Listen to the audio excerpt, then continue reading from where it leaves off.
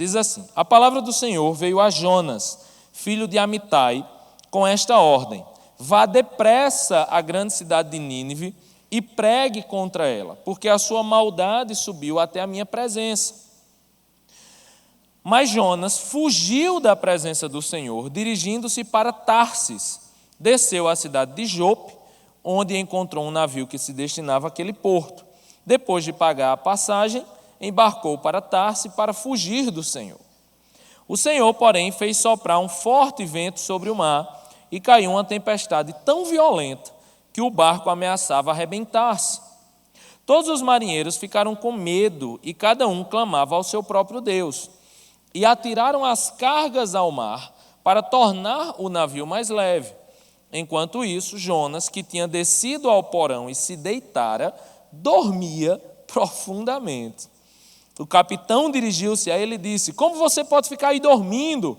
Levante-se e clame ao seu Deus. Talvez ele tenha piedade de nós e não morramos. Então os marinheiros combinaram entre si: vamos lançar sortes para descobrir quem é o responsável por esta desgraça que se abateu sobre nós. Lançaram sortes e a sorte caiu sobre Jonas. Por isso lhe perguntaram: diga-nos, quem é o responsável por essa calamidade? Qual a sua profissão? De onde você vem? Qual é a sua terra? A que povo você pertence? O navio afundando, as perguntas acontecendo. Ele respondeu: eu sou hebreu, adorador do Senhor, o Deus dos céus, que fez o mar e a terra. Então os homens ficaram apavorados e perguntaram: o que foi que você fez? Pois sabiam que Jonas estava fugindo do Senhor, porque ele já lhes tinha dito. Visto que o mar estava cada vez mais agitado, eles lhe perguntaram: o que devemos fazer com você para que o mar se acalme? Respondeu ele: peguem-me e joguem-me ao mar, e ele se acalmará. Pois eu sei que é por minha causa que esta violenta tempestade caiu sobre vocês. Ao invés disso, os homens se esforçaram ao máximo para remar de volta à terra. Mas não conseguiram, porque o mar tinha ficado ainda mais violento. Eles clamaram ao Senhor: Senhor, nós suplicamos, não nos deixes morrer, pois por tirarmos a vida deste homem. Não caia sobre nós a culpa de matar um inocente, porque tu, ó Senhor, fizeste o que desejavas. Em seguida pegaram Jonas e o lançaram ao mar enfurecido, e este se aquietou. Tomados de grande temor ao Senhor, os homens lhe ofereceram um sacrifício e se comprometeram por meio de votos. O versículo 17 é para a próxima pregação, mas eu vou dar como spoiler para vocês, se você não souber a história de Jonas. O Senhor fez com que um grande peixe engolisse Jonas, e ele ficou dentro do peixe 3 dias e 3 noites. Isso é para a semana que vem, tá bom? Mas vamos orar. Senhor Jesus, louvado seja teu nome, ó Deus. Obrigado pela tua palavra, Senhor. Obrigado pela bênção de poder estudar um livro, ó Deus, tão rico. Um livro, ó Pai, que o próprio Senhor Jesus fez referência, ó Deus, ao falar do sinal de Jonas. Nos faz, ó Deus, entender não apenas o sinal de Jonas, mas nos faz entender e aprender com a vida desse homem que, em detrimento de ser um profeta, ó Deus, mas pecou, errou, falhou em alguns momentos de sua vida, ó Deus, e aprendeu, que possamos aprender com os erros dele, ó Deus, para que não precisemos aprender com os nossos, Senhor. Obrigado por tudo, nos dá sabedoria, nos ensina, ó Deus, a não fugir do nosso chamado, ó Pai. E é assim que nós te oramos, em nome de Jesus. Amém. Gente, o livro de Jonas, um livro escrito provavelmente no século 8 a.C., Jonas era um profeta que está lá descrito no livro de Reis, capítulo 14, salvo engano, onde fala desse profeta. Esse profeta que viveu, foi contemporâneo de Oséias, né, o profeta Oséias. Então, eles viveram no mesmo período, pré-exílio.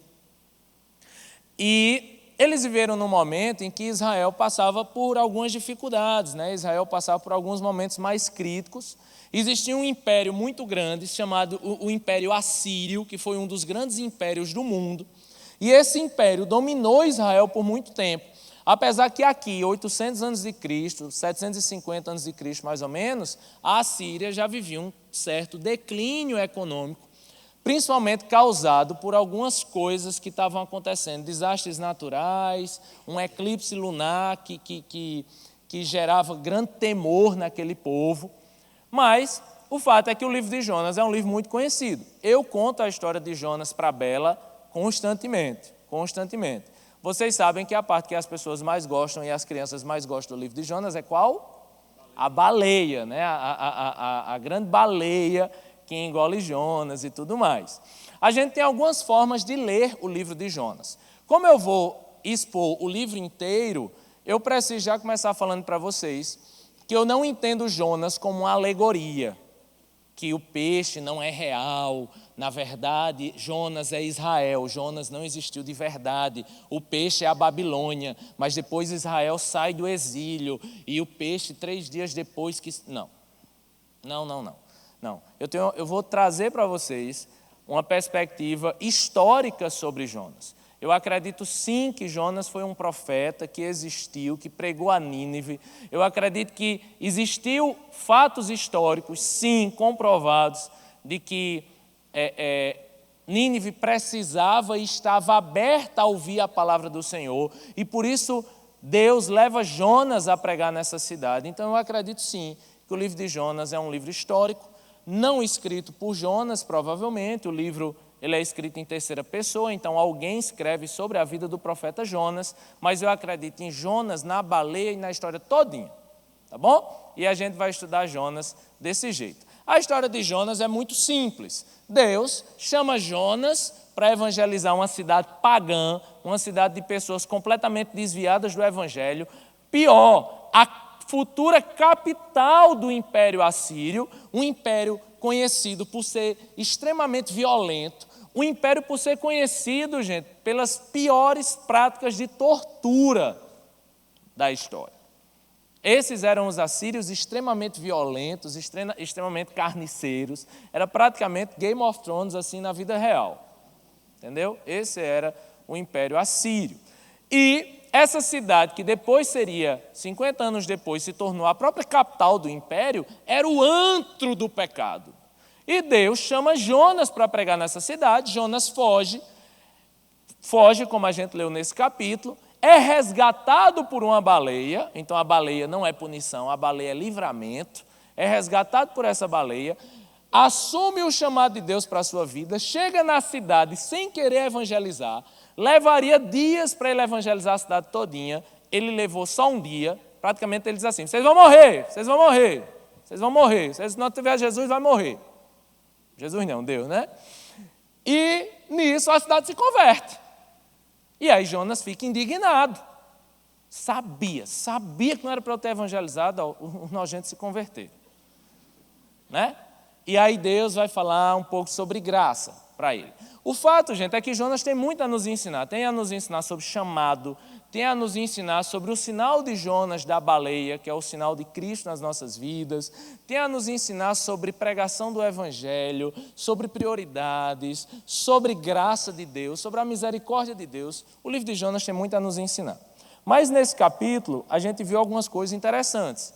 Deus chama Jonas e diz: Jonas, levante-se e clame contra aquela cidade que tem vivido unicamente no pecado. Deus, na sua ira santa, Deus na sua justiça, que Deus é santo e Deus é justo, Deus disse: vai e pregue contra aquela cidade. Uma cidade, gente, um texto que se assemelha ao momento de Sodoma e Gomorra. Era uma cidade que vivia algo semelhante a Sodoma e Gomorra. A não conversão da cidade de Nínive teria o destino mais ou menos de Sodoma e Gomorra, pela forma como Deus fala contra aquela cidade. A diferença é que Sodoma e Gomorra não aceitou a palavra do Senhor. E aí Jonas foge de Deus. Vai para uma cidade portuária. Nessa cidade portuária, ele pega um navio para Tarsis. Tarsis é uma cidade que fica hoje, seria mais ou menos hoje o sudoeste da Espanha. Ele vai, gente, para o lugar mais distante que ele poderia ter ido. É como se aqui você tivesse em João Pessoa e dissesse: rapaz, eu vou para o lugar mais distante da Paraíba, eu vou para Cajazeiras. Ou então Deus manda ele para Nínive. Nínive, gente, não era a cidade murada de Nínive. Nínive, provavelmente pelo tamanho, era um conjunto de cidades, era um conglomerado de cidades. É como João Pessoa, Bahia, Santa Rita, Cabedelo, não tem? Vou ali para João Pessoa. O cabo está em Você mora onde? Em João Pessoa. O cabo é de Santa Rita. O cabo é de Bahia. Né? Mas é porque a gente conhece como a grande João Pessoa. Manda pregar ali na grande Nínive. Né? Isso ele ia levar uma caminhada de 800 quilômetros. Aí ele faz, não, vou para o outro lado. Ele teria que ir para o oeste, para o leste. E aí ele vai para o oeste. Ele vai para um lugar mais longe que se chega de barco. O lugar mais longe que você podia chegar de barco era em Tarsis. E aí ele diz, eu vou para onde? Eu vou para o Pará daquele tempo. Para o Acre daquele tempo. Entendeu? Qual é o lugar mais longe que eu posso ir no Brasil? Acre. Pronto, se existir eu vou. Ele não conhecia Tarsis, gente, era longe demais. Acho que talvez ele disse assim, era um lugar mais longe. Um navio só chegava ali na Espanha. Pronto, era o máximo que o navio podia chegar. Ele disse, qual é a passagem aí mais longe? Lugar mais... Tarsis, eu vou para lá. Qual é o lugar mais longe? Tarsis. Aí ele vai e pega o navio. Quando ele pega o navio, dorme lá. O navio começa a chacoalhar, chuva grande, tempestade enorme, o navio balançando. O povo começa a fazer algo que tem uma conotação de segurança, mas parece-me que tem uma conotação de sacrifício. Eles começam a jogar os bens deles ao mar. Isso era meio que sacrificando as coisas que tinham ao senhor Baal Shamem, né, que era o senhor de tudo, o senhor do mar. Então eles começam a sacrificar as coisas ao Deus deles, ou coisa parecida. Quando chega no porão para sacrificar mais coisa, quem é que está lá? Jonas. Fazendo o quê? Dormindo. Como? Profundamente. Roncando, babando, melado. Meu filho, levanta daí, o que é que aconteceu? Você não está vendo, não? Aí o povo se desespera, os marujos se desesperam. Vamos lançar sortes. Lançar sortes é uma coisa muito comum no Antigo Testamento. Era mais ou menos assim. Sei lá, vamos jogar umas pedras. Se cair perto de alguém, essa pessoa é a culpada. Então isso era muito comum. E isso acontecia entre os judeus também. Só que os judeus oravam antes. Né? Vamos lá, Senhor, abençoa aqui. Aí lançava sortes. Era muito comum. Vamos matar esse carneiro. Se o coração dele estiver mais para a direita, é para cá. Se estiver mais para a esquerda, é para cá. Era comum. Os apóstolos viram quem seria o próximo apóstolo, depois da morte de Judas, como? Lançando sortes. Eles lançaram sortes, caiu sobre Matias. Tiago, quer dizer que eu posso ficar lançando sorte gospel por aí? Não, porque hoje a gente tem o Espírito Santo. O Espírito Santo é quem nos direciona, tá bom? Só para você não ver isso e querer ficar jogando carta, tarô ou qualquer coisa do demônio por aí. Então, cai a sorte sobre Jonas. E aí o pessoal diz, faz um inquérito, de onde você vem, para onde você vai, quem você é, qual a sua profissão, por que o barco está assim? Aí os caras dizem, aí Jonas diz, é por causa de mim. Que eu estou fugindo de Deus. E aí, o que é que eu faço, Jonas, para o barco parar? Me joga no mar. E aí os caras jogam Jonas no mar, e o mar para de balançar, e os caras que eram pagãos, que eram pessoas que adoravam vários deuses, eles agora são tementes ao Senhor. Eu queria falar sobre algumas coisas aqui nesse texto, já que nós já entendemos toda a história. E a primeira coisa que eu queria falar era sobre esse chamado de Deus, sabe? Olha, se levante e vai para Nínive. Se levante e vai para Nínive. Você vai andar 800 quilômetros e vai chegar em Nínive. E aí, Jonas faz totalmente ao contrário. Jonas se vira, se ele tinha que ir para Nínive, ele se vira e vai para Tarsis, o lugar mais longe do seu chamado, que ele poderia ir. E eu lendo um comentário de um cara bem interessante, um teólogo, ele disse assim, na verdade, todos nós vivemos o dilema de Jonas. Ou estamos indo para Nínive, ou estamos indo para Tarsis. Eu achei interessante essa história. Eu achei legal, porque, na verdade, a nossa vida é assim mesmo. Ou você está indo para Nínive. Nínive é o lugar que você muitas vezes não quer ir. Nínive é o lugar mais distante para você ir, o mais difícil de você chegar, 800 quilômetros a pé. Nínive é o lugar que provavelmente vai demandar de você mais esforço, que vai demandar de você mais sacrifício. Nínive é o lugar que você não tem vontade de ir. Tarsis é o lugar que você vai completamente distante dos propósitos de Deus para a sua vida. E é interessante que eu não vou falar de Tarsis como a cidade do pecado. Jonas não estava indo para lá, eu vou para lá, vou beber, fumar e pegar nega.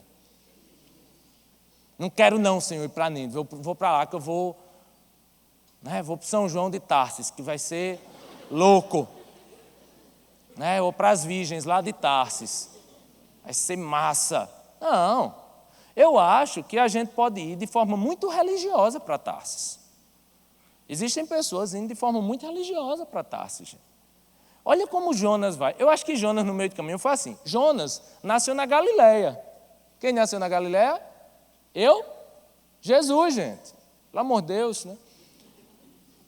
Jonas nasceu ali, pela Galileia. E aí ele sai da Galileia, vai a Jope. Chega em Jope, tudo deu certo. Não choveu.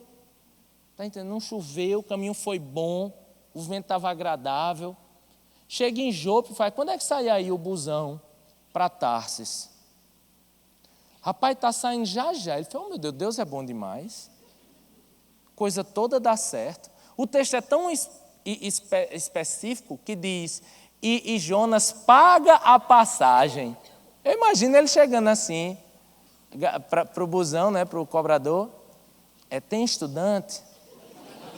Tem. Ele falou, rapaz, é de Deus. Deus cruzinho. Né? Mas tem estudante para Tarsis? Tem.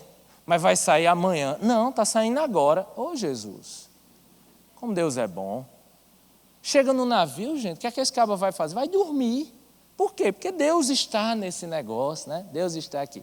A gente tem uma ilusão muito grande, que a gente acha que quando as coisas dão certo, necessariamente Deus está lá. A gente tem, às vezes, a falsa ilusão de que, mas se tiver paz, Deus está. E eu acho que a paz, a Bíblia diz que a paz seja juiz do nosso coração quando se refere a relacionamento entre pessoas. Então a paz tem que ser juiz no seu coração para você ver se você está bem com os outros, se você está vivendo em paz com os outros. Se você passa por alguém e tem vontade de arrancar os cabelos dela, ou tem vontade de dar um beijo nela. Isso é o juiz do seu coração, a paz. Agora, dizer que ministerialmente, o meu caminho ministerial é um caminho necessariamente de paz, é só você olhar Jesus no Getsemane, suando sangue. Não era um caminho de paz. O caminho de Jonas para Nínive não era um caminho de paz. Na quarta mensagem eu vou lhe dizer por que Jonas não queria ir para Nínive. Não vou dar esse spoiler agora não. Mas não era um caminho de paz. Porque ministerialmente falando, gente, nossos ministérios, seguir um ministério, renunciar às coisas para fazer as coisas do Senhor, não é necessariamente um caminho de paz, é um caminho de renúncias. É um caminho de renúncias. E ministerialmente, quando a gente fala de chamado, o negócio está mais ou menos assim, rapaz, se der tempo eu estudar, se der tempo eu trabalhar, se der tempo eu jogar videogame, se der tempo eu sair com a galera, se der tempo eu namorar, se der tempo eu sair com meus pais, e se der tempo eu comer um açaí, aí eu vou para o céu da banda. Tá. Aí eu vou para o negócio do teatro. Tá. Aí eu vou evangelizar, aí eu vou servir no ministério. Servir? Servir? Servir? Isso não é servir, gente. Isso não é servir. Ministério traz renúncia. Ministério ou é prioridade na sua vida, ou não vai acontecer nunca. A gente fez uma pesquisa com a rede nuvem, né, nas conexões e tal, e tinha uma pergunta muito interessante que era assim, você quer ser líder de conexão? E é engraçado, porque assim, 70% das pessoas botaram sim. Eu achei um máximo isso, né? Eu falei, vamos começar agora, o povo quer ser líder. Só que quando eu fui ler os comentários, tinha um comentário de uma menina que eu acho que ela pensava que a gente sabia que era ela que estava escrevendo. Porque ela botou assim, eu queria só dizer, nas observações, tinha lá, diga alguma sugestão, alguma crítica. Ela botou assim, eu quero dizer que eu respondi sim na questão 14, que era de liderar. Mas assim, não é sim hoje. Porque eu ainda estou tendo que terminar algumas coisas na minha vida. Mas quando eu resolver, talvez ano que vem dê certo. Sabe quando vai dar certo, gente? E eu entendo, né?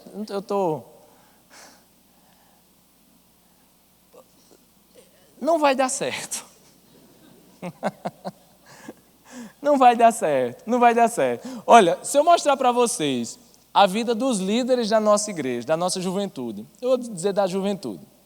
Rapaz, não tem um desocupado, não. Tem um desocupado, não. Eu vou falar de de André Felipe. Vocês conhecem o nego? Caba bonito. Tá aí? Tá ali. André é interessante, rapaz. Aprendi muito com o André. Pode parecer que não, mas tem algumas coisas para ensinar. E André foi interessante, porque a gente trabalhava junto aqui na escola, na Cidade Viva. Eu faço muita coisa, ele também fazia muita coisa, trabalhava o dia inteiro. É líder da banda da Rede Nuvem e é líder de conexão. Diga aí, não tem o que fazer não. Só que o cara trabalhava 8 horas, até que teve uma vez uma coisa na vida dele que ele fez, vou fazer medicina. Acho muito interessante isso, né? O cara é formado em ciência da computação, mestre em ciência da computação, mas vou fazer medicina. Né? E aí ele fez, vou fazer medicina. Eu falei, pronto. Então, o cara estudar para medicina, ele continuou trabalhando 8 horas na Cidade Viva, continuou liderando 70 pessoas numa banda e continuou sendo líder de conexão e ainda foi estudar para medicina. Não vou usar isso como regra para a sua vida, você vai ter que... Não, porque a gente tem que gerenciar a nossa vida, tem que ver, tal. Eu já preguei muito sobre isso, você me entenda, por favor. Mas ele achou melhor não abrir mão de nada. Ele delegou algumas coisas, ele tentou diminuir a carga, mas ele não saiu mão fugindo de tudo que Deus tinha dado até aquele momento. E o que eu acho mais lindo, o que eu acho mais bênção, gente, é que ele passou. Entendeu? E o nego é médico agora, diga aí. Já mostrado. E agora faz medicina, dá aula, continua líder de conexão, continua líder da banda. E tu acha porque faz um curso de um período, não pode fazer mais nada na vida. E se chamado, gente, não for assim, ninguém segue chamado, não. Você vai indo para Tarsis de forma bem religiosa, sabe? Ah, como as coisas dão certo na minha vida. Ah, como eu estou vivendo em paz. Ah, como minha vida é tranquila. Eu não estou dizendo para você viver uma vida estressada, louca. Não estou dizendo isso, não. Mas eu estou dizendo que se não houver renúncia, ninguém faz ministério sem renúncia, gente. Ninguém vive ministério se não renunciar, não. Não existe isso, não existe essa possibilidade. E existe uma coisa também que a gente precisa prestar atenção.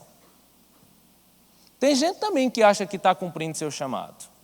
E tem gente que acha que está cumprindo seu chamado porque está aparentemente indo a Nínive. Só que eu tenho me incomodado com algumas coisas, sabe? Eu tenho me incomodado com algumas coisas nesse evangelho que a gente tem vivido, sabe? Que é o evangelho do desafio.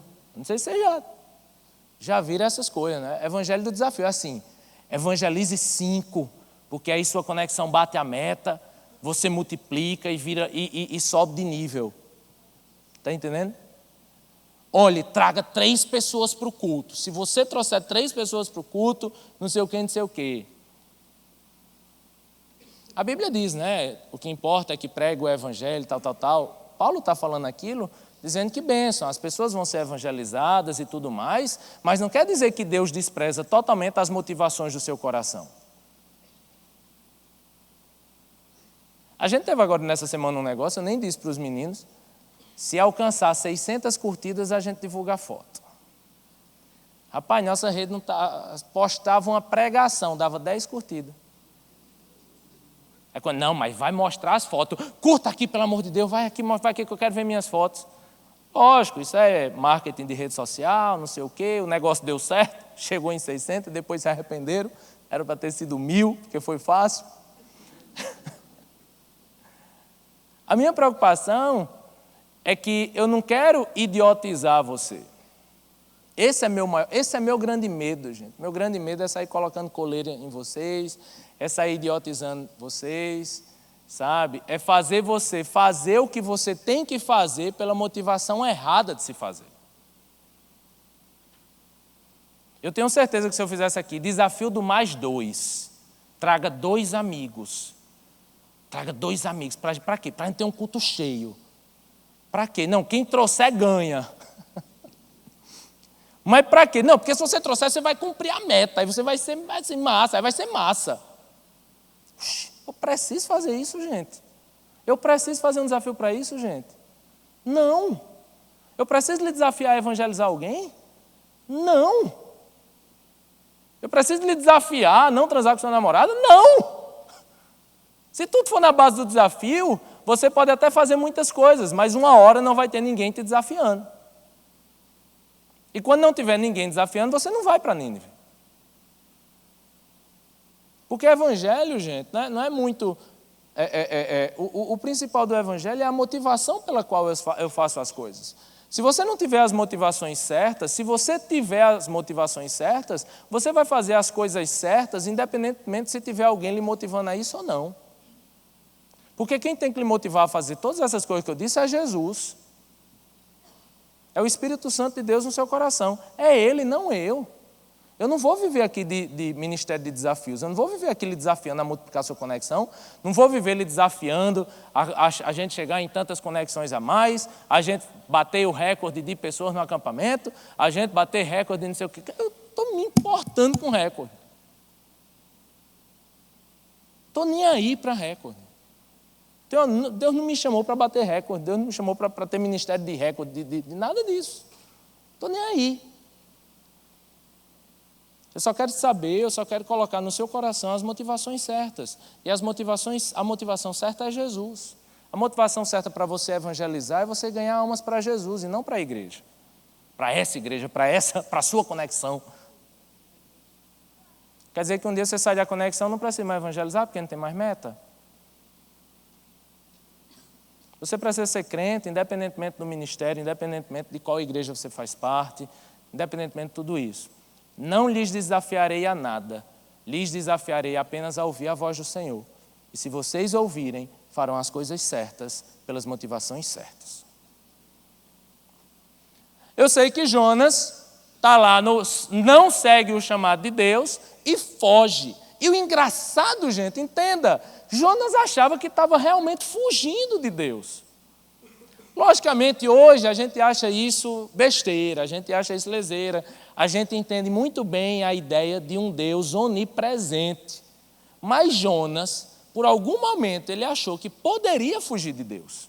E ele acha que porque pegou o navio certo, porque estava indo para o lugar certo, ele achou que realmente estava conseguindo fugir de Deus. Olha só que loucura.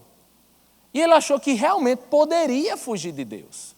A ponto, gente, dele estar no navio e dormir profundamente. Eu entendo o coração de Jonas. Jonas estava assim, meu Deus, eu tenho que fugir de Deus. Eu tenho que fugir de Deus, eu tenho que fugir de Deus. Se eu pegar esse navio, eu consigo fugir de Deus. Eu acho que quando ele pega o navio, que o navio sai, ele faz... Consegui fugir de Deus, vou dormir. E aí dorme. E eu acho interessante que o coração do capítulo 1 de Jonas, entenda, olhe para mim, o coração do capítulo 1 de Jonas é uma palavra chamada temor. O coração do capítulo 1 de Jonas é uma palavra chamada temor. Vamos ver? Vamos ver? Vamos ver? No versículo 5 diz que todos os marinheiros ficaram com medo. Eles estavam com medo de quê, gente? De quê? De quê, homem? Medo de morrer. Medo da tempestade. Beleza? Eles estavam todos com medo da tempestade. E aí, quando perguntam a Jonas no versículo 9 quem ele é, aí no versículo 9 ele responde: eu sou hebreu, adorador do Senhor, o Deus dos exércitos que fez o mar e a terra. A melhor tradução de adorador é temente ao Senhor. Eu temo ao Senhor.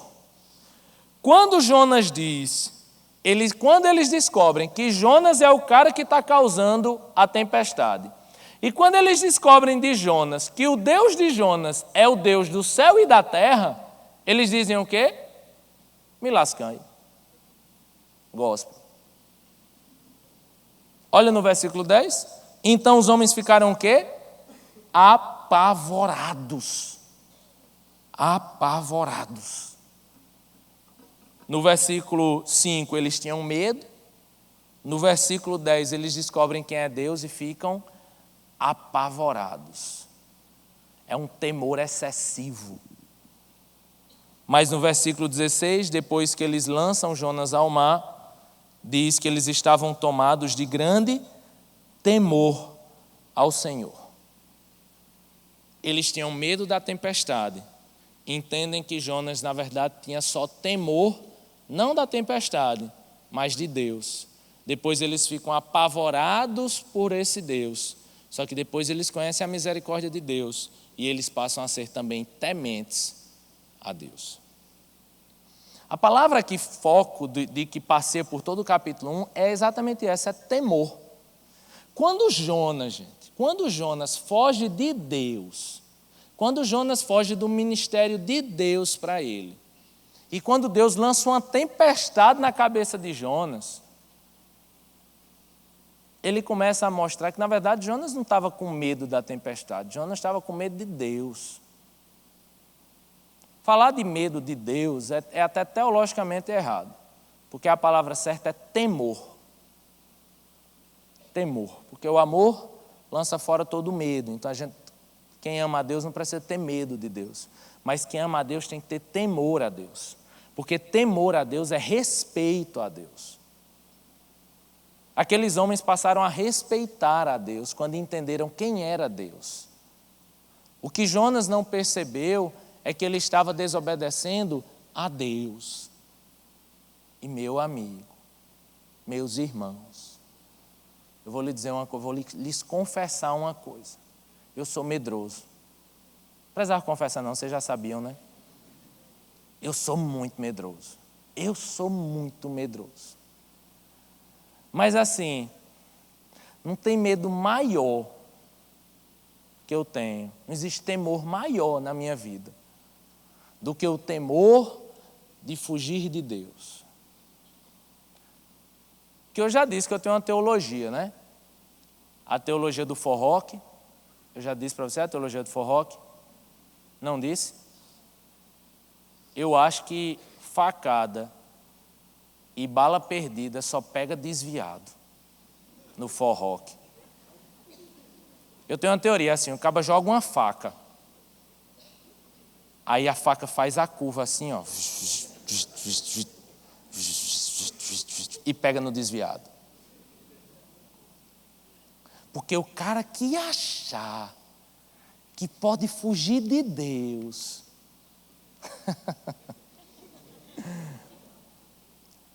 eu acho que a dificuldade com o livro de Jonas não é saber que a baleia engoliu Jonas. A dificuldade é o povo engolir a baleia. A dificuldade dos teólogos de hoje, dos céticos de hoje, dos agnósticos de hoje e dos teólogos liberais de hoje, não é saber que a baleia engoliu Jonas, é engolir a baleia. Porque é engolir o fato de que Deus, o nosso Deus, a Bíblia diz que quem trouxe aquela tempestade foi Deus. Foi Deus que colocou aquela tempestade ali. Foi Deus que fez aquilo ali.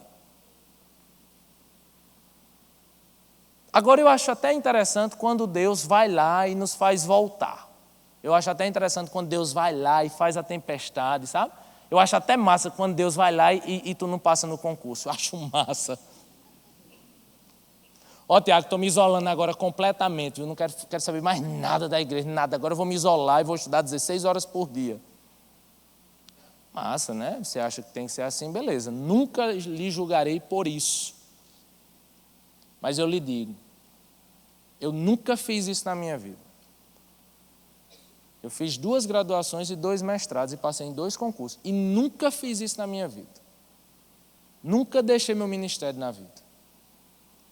Mas se você acha que precisa deixar, beleza. Mas quando você não passa nesse concurso, minha carne fica assim.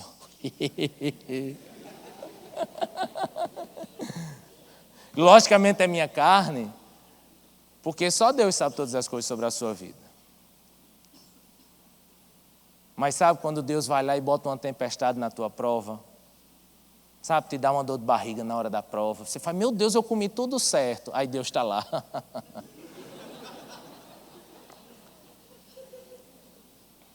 Esse barco, para fazer essa viagem, Paulo fez essa viagem, gente, lá em Atos. Paulo fez essa viagem, sofreu o mesmo naufrágio.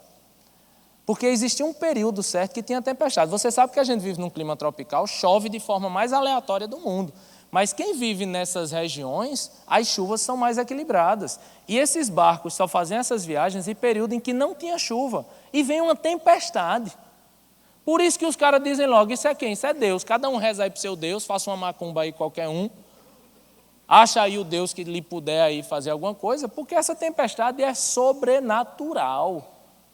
É quando você está totalmente distante dos propósitos de Deus, começa as coisas tudo a dar errado assim, e você fala, rapaz, esse negócio aqui está sobrenatural, isso aqui não tem condições não, nada dá certo.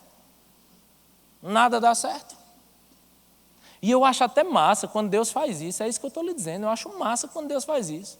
E eu quero ter a bênção de, se um dia eu me afastar 1 milímetro do meu chamado, que Deus venha e desça uma tempestade na minha cabeça. Porque aí eu sei, do jeito que eu sou, eu vou voltar com o rabo entre as pernas, dizendo, Deus me perdoe. Meu medo é quando as pessoas estão indo para Tarsis e não está tendo tempestade nenhuma.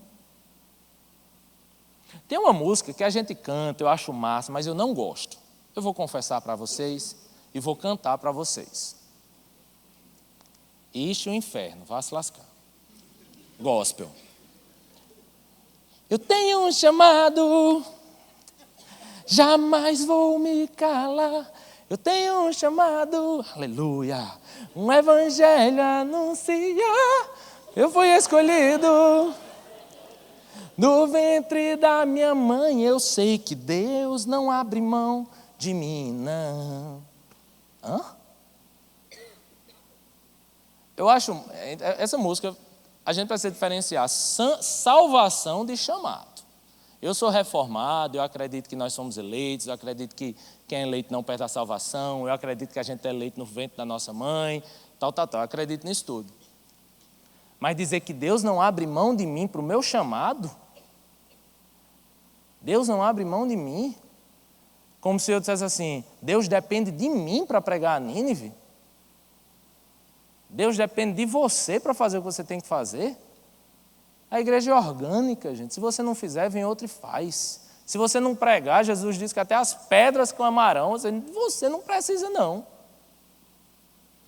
Não quer pregar, não quer fazer, não quer liderar? Não faça, não. Mas vai ter quem faça. Tem quem faça. Às vezes as pessoas chegam para mim e falam, ó, pastor, desculpa, me perdoe, Tiago, me perdoe. Pelo amor de Deus, me perdoe, Tiago. O que foi, meu? Me perdoe, eu vou deixar de liderar. Eu faço amém. Me perdoe, Tiago, eu estou me afastando de tudo. Eu faço amém. Tiago, tu não se preocupa não com o ministério? Eu? Oxe, a igreja é minha? A cabeça sou eu, por acaso? Eu me preocupo com você. Eu me preocupo com as tempestades. Você vai começar a passar já, já. Eu estou me preocupando com a apendicite que vai estourar.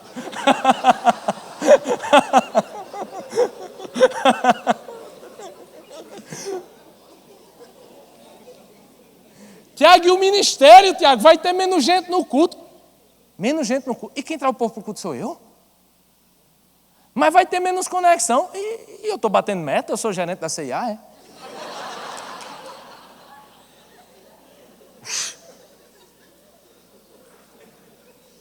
Mas a conexão vai acabar. E a culpa é minha? A culpa é sua.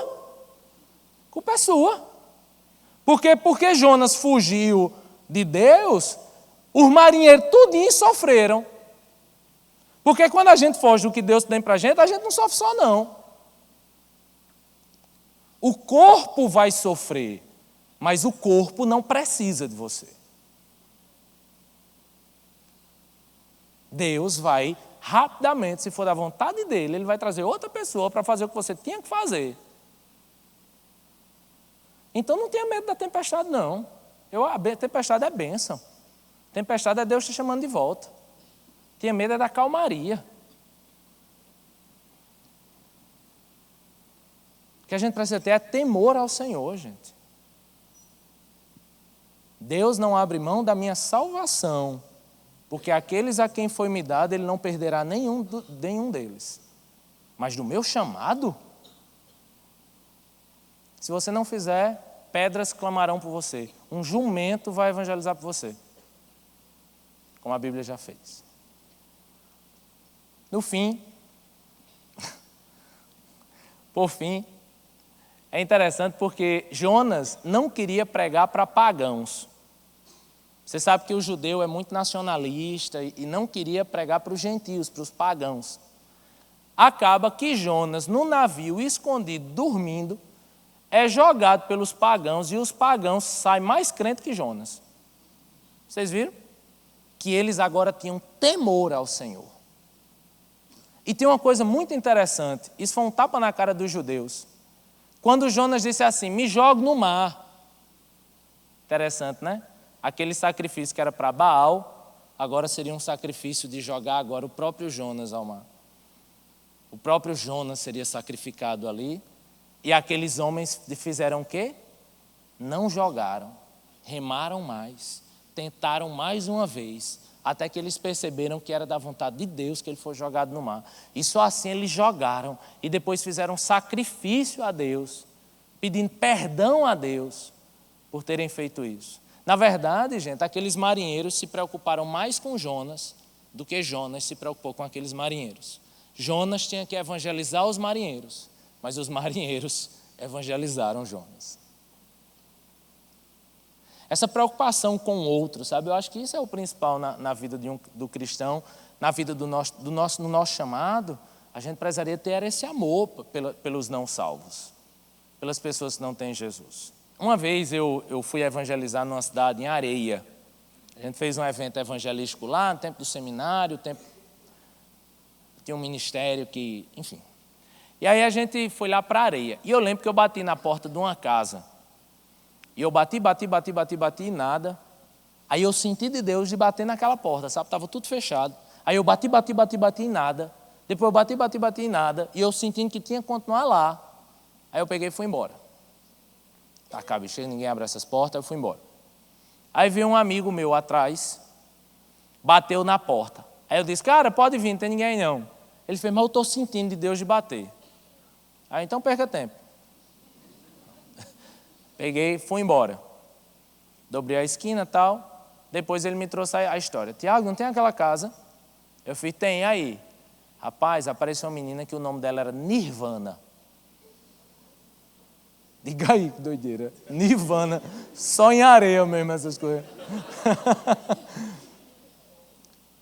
A menina, quando eu bati na porta, essa menina estava em cima de um tamborete, com a corda no pescoço.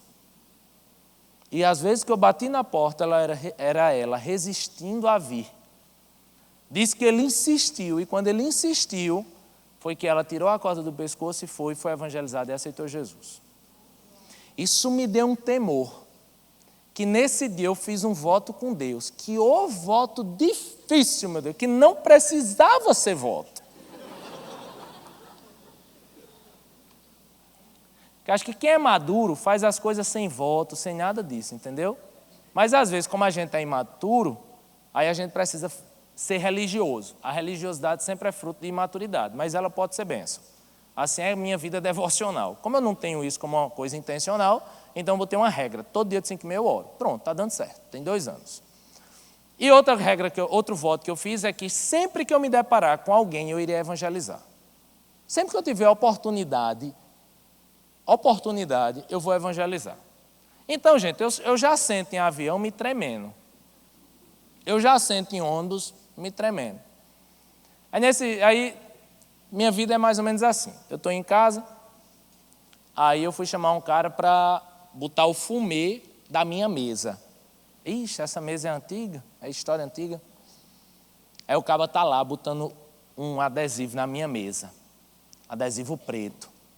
Aí eu faço, rapaz, essas cores escuras, né? Isso é tão difícil, isso é tão bonito, né? Mas às vezes não é bom quando a nossa vida está escura.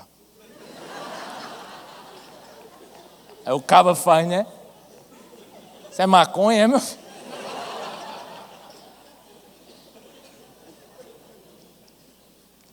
Piora. Uma vez eu chamei um eletricista lá para casa, para ele ajeitar as lâmpadas lá de casa.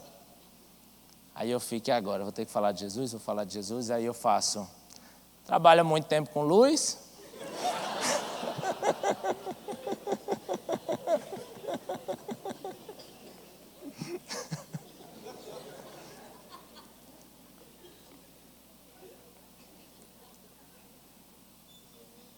Diarista chegou lá em casa, era nova.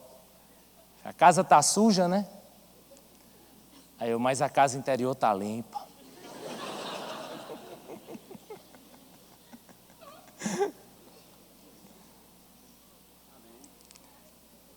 A forma é tosca, mas no final dá certo.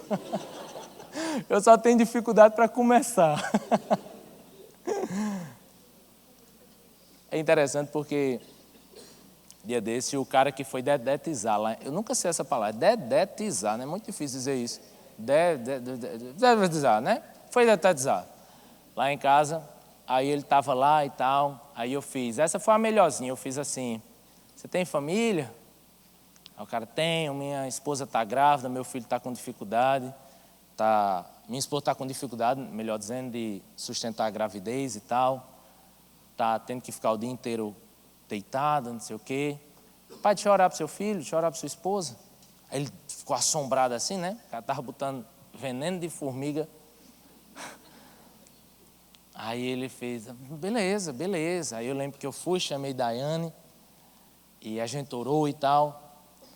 Aí beleza, 6 meses depois, 7 meses depois, esse cara manda uma foto para mim, nunca tinha falado comigo no WhatsApp, manda uma foto para mim dizendo, pastor, meu filho nasceu. Pastor não, né? Irmão, meu filho nasceu e tal, e está bem. E eu queria que você fizesse uma oração agora pela vida dele e tal, e eu fiz. E todos esses casos que eu falei para vocês, a gente encerrou orando e tal. Eu acho que nossa vida é isso, gente. Nossa vida é uma preocupação sincera com a vida do eletricista, é uma preocupação sincera com a salvação da diarista, é uma preocupação sincera com o meu chamado e a vida de muitas pessoas que estão ao nosso redor e que não precisam sofrer pelas nossas omissões. Se a gente parar de fugir de Deus e a gente aceitar o nosso chamado, com certeza a gente vai poder pregar o Evangelho para muitas pessoas. E eu os convido a pregar também lá em Zona Sul, em Campina e em Sapé, para a gente poder viver esse louco amor de Deus na nossa vida.